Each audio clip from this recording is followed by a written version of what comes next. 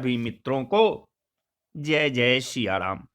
मित्रों, अगर आप मेरे चैनल पर नए हैं तो मेरे चैनल को सब्सक्राइब कर लीजिए और बेल आइकॉन जरूर दबाइए ताकि जब मैं कोई धार्मिक वीडियो डालूं तो नोटिफिकेशन सबसे पहले आपके पास पहुंचे।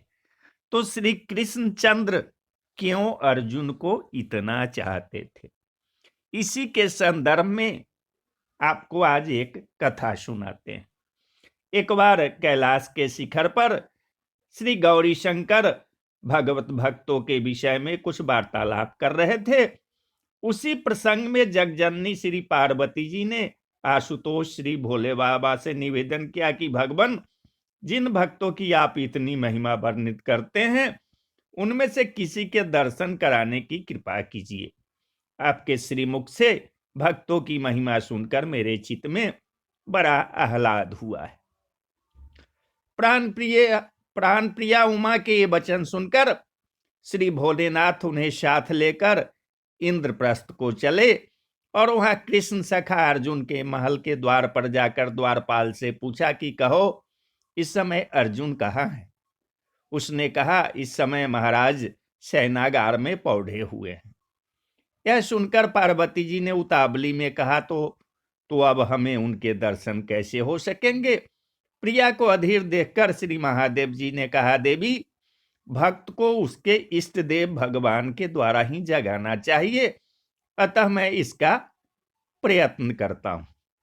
तदंतर उन्होंने समाधिस्थ होकर प्रेमाकर्षण द्वारा आनंद कंद श्री ब्रजचंद को बुलाया और कहा कि भगवान, कृपा अपने भक्त को जगा दीजिए, देवी पार्वती उनका दर्शन करना चाहती है। श्री महादेव जी के कहने से श्याम सुंदर तुरंत ही मित्र उद्धव, देवी रुक्मिणी और सत्यभामा सहित अर्जुन के शयनागार में गए। भाई कृष्ण को आया देखकर सुभद्रा हड़बड़ाकर उठ खड़ी हुई और उनकी जगह श्री सत्यभामा जी विराजमान होकर पंखा डुलाने लगी। गर्मी अधिक थी, इसलिए भगवान का संकेत पाकर उद्धव जी भी पंखा हाँकने लगे। इतने में ही अकस्मात सत्यभामा और उद्धव चकित से होकर एक दूसरे की ओर ताकने लगे। भगवान ने पूछा, तुम लोग किस विचार में पड़े हो। उन्होंने कहा, महाराज, आप अंतर्यामी हैं, सब जानते हैं, हमसे क्या पूछते हैं। भगवान श्री कृष्ण बोले, बताओ तो सही क्या बात है। तब उद्धव ने कहा कि अर्जुन के प्रत्येक रोम से श्री कृष्ण की आवाज आ रही है। रुक्मिणी जी पैर दबा रही थी, वह बोली, महाराज, पैरों से भी वही आवाज आती है। भगवान ने समीप जाकर सुना तो उन्हें भी स्पष्ट सुनाई दिया कि अर्जुन के शरीर के प्रत्येक रोम से यही जय कृष्ण जय कृष्ण जय कृष्ण कृष्ण की ध्वनि निकल रही है। तब तो भगवान ने उसे जगाना भूलकर स्वयं भी उसके प्रेम पास में बंध गए और गदगद होकर स्वयं उसके चरण दबाने लगे। इधर महादेव और पार्वती को प्रतीक्षा करते हुए जब बहुत देर हो गई, तब उन्होंने ब्रह्मा जी को बुलाकर अर्जुन को जगाने के लिए भेजा।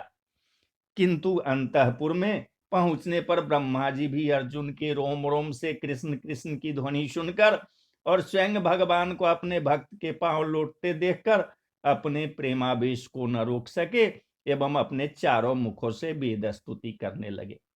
जब ब्रह्मा जी की प्रतीक्षा में भी श्री महादेव और पार्वती जी को बहुत समय हो गया, तब उन्होंने देवर्षि नारद जी का आह्वान किया।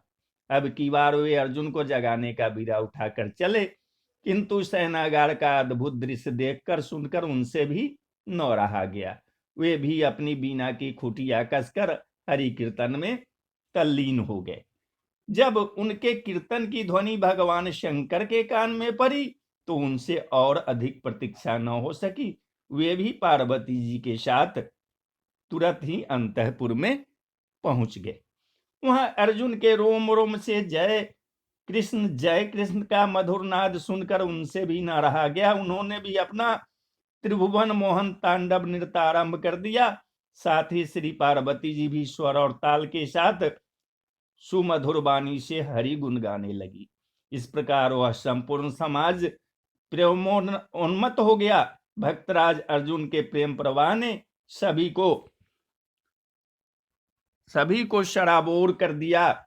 धन है अर्जुन और धन है उनकी शक भक्ति। तो बोलिए जय श्री कृष्ण, जय श्री कृष्ण।